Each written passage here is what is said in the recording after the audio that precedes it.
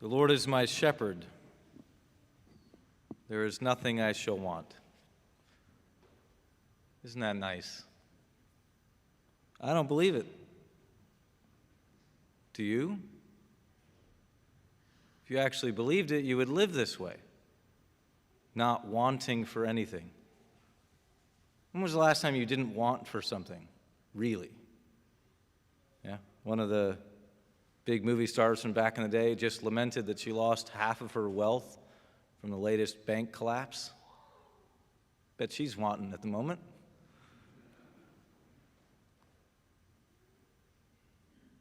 Is he really your shepherd?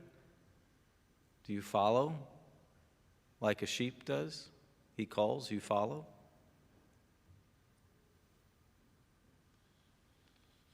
I don't think I live this way. And the Lord's ways are distinct from the way that we've framed him, from the way that we've framed the church. Would we really recognize him if he came the way that he came the first time? They were supposed to have recognized him. They were a people. The Jewish people were a people who were awaiting a Messiah. It's literally how everybody knew them. And he showed up, and they're like, yeah, there's no way. You really think we would be any different? Surely the Lord's anointed is here before him. Nope. But then get the language. He was ruddy, a youth, handsome to behold, and making a splendid appearance. It's interesting, like, everybody else was characterized as worthy, and yet the Lord said no. And the one who, in a sense, should have been made worthy was not worthy by the people, and that's the one that the Lord said yes to. Like, why wouldn't you want a king who's ruddy and handsome in appearance? You want the cream of the crop. You want the guy who has youthful zeal, who can conquer the enemy. And everybody went, nah, don't think so. Everything that we do typically is backwards from the way the Lord typically operates. And the same goes for what we encounter in the gospel. In the longer version of this text, it's framed in this way. As Jesus passed by a man blind from birth, his disciples asked him, Rabbi, who sinned, this man or his parents, that he was born blind? We do the exact same thing, by the way. Lord, why have you cursed me? I have pimples on my behind. No, I don't. But, right, I mean, think of the thing that you think about in your own life. Why did you do this to me? Why did you allow so-and-so to die? Why did you allow so-and-so to get sick? Why am I sick? Why did you do this to me? You must hate me. I'm not good enough. I sinned in this way, and so therefore X, Y, Z happened. Get that transactional stuff out of your head, because that's what the Jews were doing. That's what the Pharisees were doing. Who sinned? This man or his parents? We do the exact same thing. And here's where the Lord blows everything up. Neither. So it was that the works of God might be made visible through him. Your child who has Asperger's, your parent who has dementia, I've allowed it for the glory of God. What? You hate me that much, huh, Lord? Why did I get stuck with this guy as a husband? Why did I get stuck with this girl as a wife? Why did you throw me into this parish? Those people are weird. I mean, priests are susceptible to the same stuff too, huh? The Lord blows it all apart. What if I want to work my glory through these moments where you are relying on me,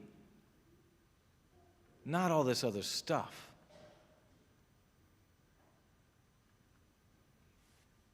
What does he do with the man? All the things we're not allowed to do in these days of virtus? Moms and dads, would you be okay with me coming up to your kids, spitting in dirt and smearing the dirt on your kids' eyes? No. I've literally had parents back their children away from me when I've attempted to touch them in the baptismal rite. It's understandable, right? We've been through a lot. Do you want the Lord doing that with you? We know He knows everything, but we still don't bring it to Him. I couldn't possibly confess that. Why not? He knows it already. You don't think the priest has heard it all? Believe me, we've heard it all. Professor in the seminary taught us how to hear confessions. He says, gentlemen, first 6 months you'll have heard every sin in the book. That's how he sounded. First 4 months, everything. Here's the thing. Remember this. If you remember nothing else today, sin is boring. It's all the same. It's literally all the same. It's just greater or lesser forms of the exact same thing. I want to do my own will. I don't want to do yours. Yours meaning the Lord, yeah? Just come. Let the Lord open you up. Let Him touch you. It's so essential. What's one of the requirements of the priest when he confects the Eucharist? He touches the host. What's one of the things we immediately did when we hit a pandemic? We touched nothing. How many of us remember smelling nothing but hand sanitizer, tasting nothing but hand sanitizer? We do everything opposite of what the Lord does. And this is not a social commentary on anything. But He touches the man, and then He sends him away. He doesn't keep him close. But isn't that what we want? Now that we've found a home, now that we've found someone who's accepted me, because now I'm no longer the pariah. Now I'm no longer the one who has been accused of just simply being a sinner. And that's what they say later on in the passage. You're a sinner, and so is he, because he's doing things he shouldn't be doing. He's touching people. He's healing people on the Sabbath. He's saying he has a power that no human could have. Now that he's no longer a pariah, doesn't he want to be drawn close? Isn't that what happens with us? I'm no longer the pariah. You see me. You want to be in relationship with me. And what happens? Now we're like glue. It's like high school sweethearts. Can't pry them apart. Can't you talk about something else? No, she's the most amazing thing in the world, right? But he sends him away. What is that? He's doing everything opposite. He sends him to the pool of Siloam, a place to be washed. Because it's not just about what the Lord does, but he sends him into the very center of the public sphere. 2004, I think, the archaeologists discovered the pool of Siloam. It was right where we always thought it was as biblical people. So much for all the modernists. What was it? It had been a place where people came to draw water. It was a place of community. It was a place where you could take a bath. It was a Roman bath at one point. Ritual cleansing now, at this time in the gospel. So you go into the very center of the culture. Why? So that people can see? So that there doesn't have to be any more shame? So he's so overwhelmed by the reality of what happens, he doesn't even know who this guy is. Only later does he figure it out. And the Lord, so instead of the Lord keeping him close and keeping him in a nice little Catholic bubble where we do our thing and you do yours, he sends him in the middle of all the mess. And that's the way he's ultimately going to be able to be healed. If you go back and look at this gospel, this guy stands and preaches to the members of the community who were supposed to represent the law. They were the ones supposedly preaching. And he stands up boldly and says, I don't know about you, but this was pretty amazing. And nothing else worked. And then what happens? Then he falls down and worships.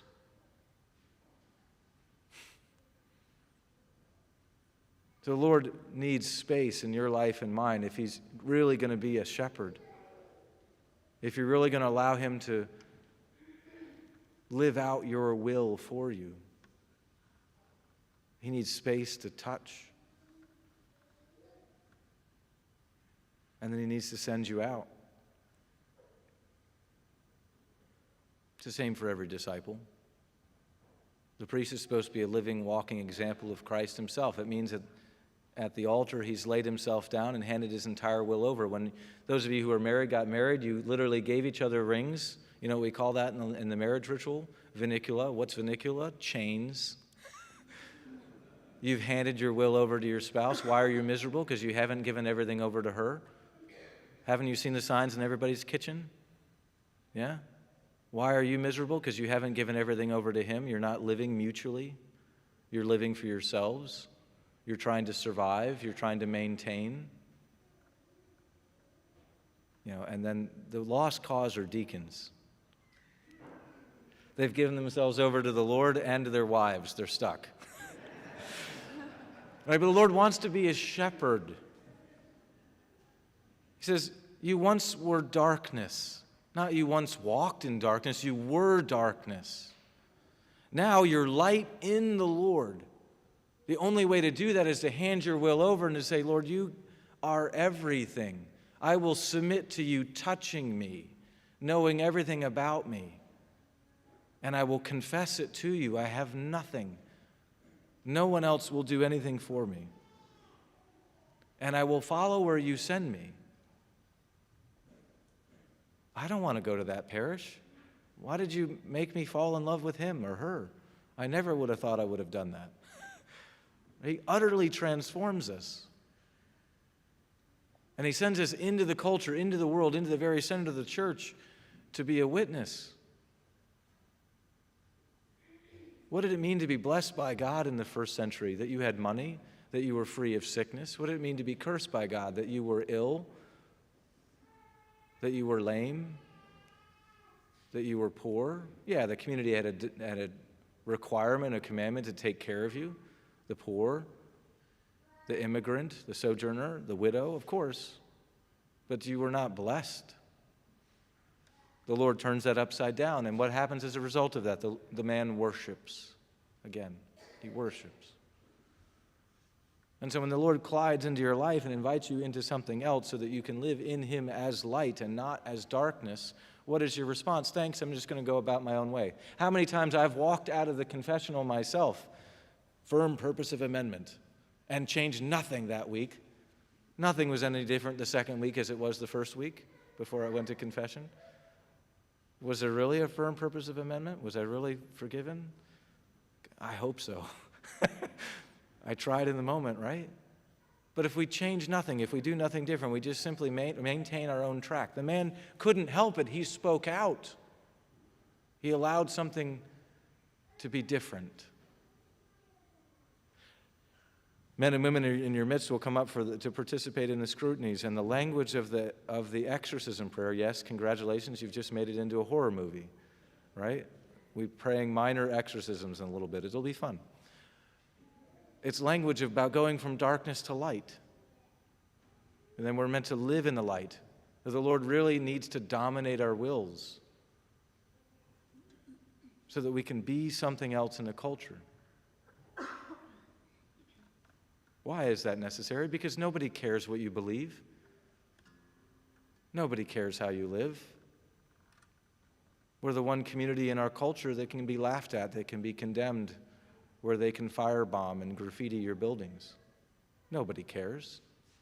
Why? Because you don't care. We don't care. We do nothing different. We do all the things the same. We're almost asking to be abused. So what should be different? Well, if we're men and women who live in Christ, who live in the light, then we be bold.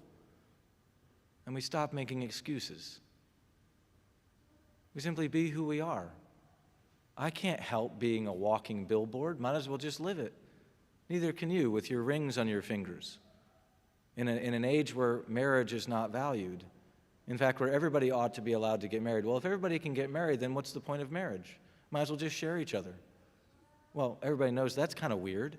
Nobody wants to do that. Well, what's the alternative? Nothing. So be bold enough to be who and what you are, and don't be ashamed of it. Everybody else can wear a rainbow pin. Put a cross on.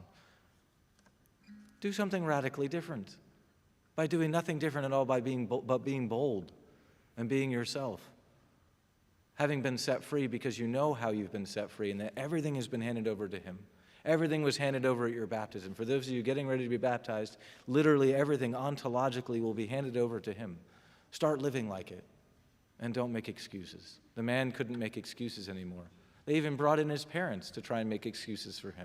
And they were like, we don't know anything, go ask him. They couldn't avoid the truth. They just assume you're crabby, angry people who always say no as Christians. Prove them wrong. I rarely say no about anything. People are always surprised. It's worth being a little bit of a scandal in the culture. Not because you're doing anything wrong morally, but because you're doing everything wrong according to what everybody else is perceiving about you, which is exactly what Jesus did. And it's in that you can be light and not darkness. It's in that you can come back to him after you've been in the world to bow down and worship and to be revived. And so my challenge to you today is just bring whatever junk is going on in your life, in whatever way that you've allowed other things to dominate, to be idols, to be gods in your life, and lay it at the altar spiritually. Lord, I know you're not a shepherd in XYZ area of my life, so I'm going to lay this at your feet. And help me to receive you, to be touched by you in such a way that I can rise and go out and be bold and then come back and worship. I mean, what we see here in these texts is just a simple synopsis of what we believe. As brothers and sisters, we have nothing to be ashamed of. And in every way, we should be able to rejoice. And that's what we celebrate today with Laudate Sunday. Christ is already in our midst. The King of Kings is here. And so we praise him for it as we also anticipate his second coming, when we're all going to be judged, when everything is going to be seen. And he will show us who and what we've been, who and what we are. And will we be a part of his company?